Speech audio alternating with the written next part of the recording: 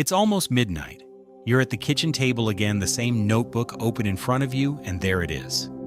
The same plan you wrote last year, and the year before that. The handwriting is a little different. The dream is exactly the same. Nothing has moved. You did the work. You really did. You stayed up late. You read the books. You made the lists. You started over more times than you can count. And still, when you look up, everyone seems to be somewhere ahead of you. Louder, faster, further down a road you can't even see the start of anymore. So you ask the question quietly, the one you'd never say out loud. What if I'm just not one of the people it happens for? Here's the truth nobody puts on a screen. Most people never succeed. Not because they're lazy, not because they didn't want it badly enough. They fail in a place no one ever photographs. The long, gray middle, where the effort is real and the results just aren't there yet. No applause, no proof, just you and a plan that refuses to come alive. And that's exactly where most people turn back. There was a man, I'll come back to him, who quit something 3 months before it would have changed his entire life. 3 months. He never knew how close he was.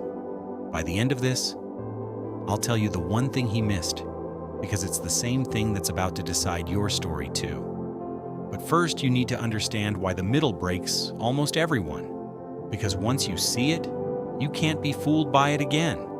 And the people who see it, the rare ones, the exceptions, they don't quit in the dark. They just keep walking. So let's be honest about what the middle actually feels like. Because nobody warns you. It doesn't feel like a heroic struggle. It feels like nothing. You wake up, you do the thing, you go to bed, and the needle hasn't moved. Then you do it again and again. And somewhere in there, a small, cruel voice starts whispering that maybe this is just who you are now. Someone who tries and stays exactly the same. Hear me clearly. That feeling is not the truth. It's a side effect. Your brain is wired to notice change. When change stops being visible, it reads the situation as failure, even when you're growing underneath, where you can't see it. So you feel lazy when you're actually building. You feel behind when you're actually early. You feel broken when you are simply in the part of the story that no one frames and posts. And here's something you need to hear, maybe more than anything else tonight. You are allowed to be tired. Resting is not quitting. Being slow is not the same as being lost. You can be a work in progress and still be worthy of the life you're reaching for. Right now, tonight, unfinished as you are. The world will tell you to hate yourself into changing. It doesn't work. Nobody ever built a life they loved out of self-contempt. If any of this is landing, if it feels like I'm reading a page out of your own head, subscribe. That's it. It just tells me to keep making these for the people who are still in the middle and refusing to turn back. Because the middle isn't where you fail. The middle is the test, and almost everyone gets the answer wrong. Now picture a tunnel. When you first walk in, there's light behind you. The entrance, the place you started, still glowing. So you feel okay. You can see where you came from. But the deeper you go, the more that light shrinks, until one moment you turn around and it's gone. And ahead of you, nothing yet. No light at the other end. Just dark. That is the exact point where most people stop. They feel the darkness, and they decide it means they took a wrong turn. So they go back toward the only light they can see, the comfort of where they began. But here's what nobody tells you. The darkness is not proof you're lost. The darkness is proof you're inside the tunnel. You can't reach the far side without passing through the part where you can't see either end. The dark middle isn't the detour. It is the path. Scientists who study how we learn found something strange. Progress isn't a smooth line. It comes in steps, with long, flat stretches in between. And on those flat stretches, it feels like nothing is happening.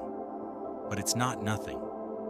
That's when the brain is quietly wiring in what you've practiced, consolidating it underneath the surface. The plateau isn't the absence of growth. It's where the growth gets locked in. Most people quit on the plateau, exhausted, certain they failed, the day before the climb. So why do we turn back? 3 thieves wait in that dark middle, and they rob almost everyone. The first is comparison. You measure your invisible middle against someone else's visible highlight, and of course you lose. You're comparing your behind the scenes to their final cut. The second is comfort. The entrance still glows. Going back is easy. Staying in the dark is hard. And the third, the quietest, the deadliest, is waiting to feel motivated. You tell yourself you'll push hard the moment the feeling comes back. But the feeling doesn't lead. The feeling follows. And while you wait for it, a week becomes a month, becomes another year in that same notebook. Now ask yourself this: how many tunnels have you already walked out of? Not because you couldn't make it, but because the dark scared you back toward the light. So what do the exceptions do differently? It's smaller than you think, and it's harder than it sounds. Imagine 2 runners at the same starting line, same talent, same dream, same cold, dark morning. The alarm goes off. The first one waits to feel ready, waits for the motivation, and when it doesn't come, rolls over.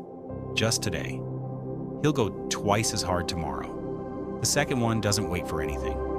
She's already tired, already unsure. She laces up in the dark anyway, steps out into the cold, and runs. No one sees it. No one claps. It's just her, the empty road, and a promise she made to herself that nobody else even heard. Do that once, and it means nothing. Do it for a year, and you are not the same person. Here's the shift that changes everything. Stop chasing the outcome. Start becoming the kind of person who keeps the promise, because you can't control when the results arrive. That part was never yours. But you can control whether you show up. Every time you keep the small promise no one sees, you're not just doing a task, you're casting a vote for who you are. The Stoics understood this 2,000 years ago. One of them, a Roman emperor with the whole world on his shoulders, taught himself to judge his life not by what happened to him, but by whether he did the right next thing, not the applause, the action.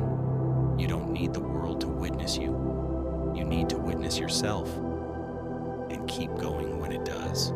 So make the promise small, so small you can't talk yourself out of it. Not, I'll change my whole life, just, I'll lace up, I'll write 1 line, I'll show up for 10 minutes. Watch what happens when you stop demanding the mountain and start keeping the step. Remember the man I told you about? The one who quit 3 months early? He'd been building something for years. Late nights, no recognition, the same dark middle you know too well. And one day he ran the math on his own exhaustion and decided it was never going to work. So he stopped. He walked back toward the light. And just past the point where he turned around, close enough that he'd have reached it in a single season, was the thing he'd given his life to. He didn't fail because he wasn't good enough. He failed because he couldn't see in the dark, and he believed the dark was the end. Here's the one thing he missed. The far side of the tunnel never announces itself. It doesn't get brighter and brighter to warn you you're close. The breakthrough almost always comes right after the moment you most want to quit. That's not poetry. That's just where it lives. On the other side of the part that feels pointless. Now I want you to do something. Picture yourself, years from now, looking back at this exact night, at you, at this table, at this notebook. That older version of you is the only audience that ever really mattered. Not the people ahead of you, not the highlight reels. not the voice that says you're behind. Just them, looking back. And there are only two versions of that moment. In one, they look back with a quiet ache and wonder what would have happened if you'd stayed in the dark just a little longer. In the other, they look back with tears in their eyes and they thank you. Because tonight, tired and unsure and unwitnessed, you laced up anyway. You don't have to fix your whole life tonight. You just can't turn back tonight. If this is the night something in you decides to stop quitting on yourself, subscribe and stay. You're going to want the rest of these. So before you close this and go back to your night, take 3 things with you. First, the truth. Success is never won in the parts people can see. It's kept in the parts they can't. The applause comes at the end, if it comes at all. The deciding happens in the dark, alone, where no one is watching but you. Second, the action. Tomorrow, before you feel ready, make one promise so small it's almost embarrassing. Then, keep it. Not for the result, for the proof that you are someone who keeps promises to yourself now. And third, the one I most need you to hear. The exception was never the most gifted person in the room. It was never the one with the perfect plan or the head start or the luck. The exception is simply the one who was still standing in the dark middle after everyone else turned back. That's it. That's the whole secret. You don't have to be extraordinary. You just have to refuse to leave the tunnel. You're closer than you feel. You always were.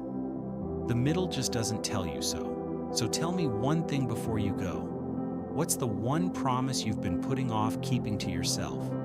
Type it below. Say it out loud where someone can see it. Make it real. And then, tomorrow, in the dark, before the light comes, lace up.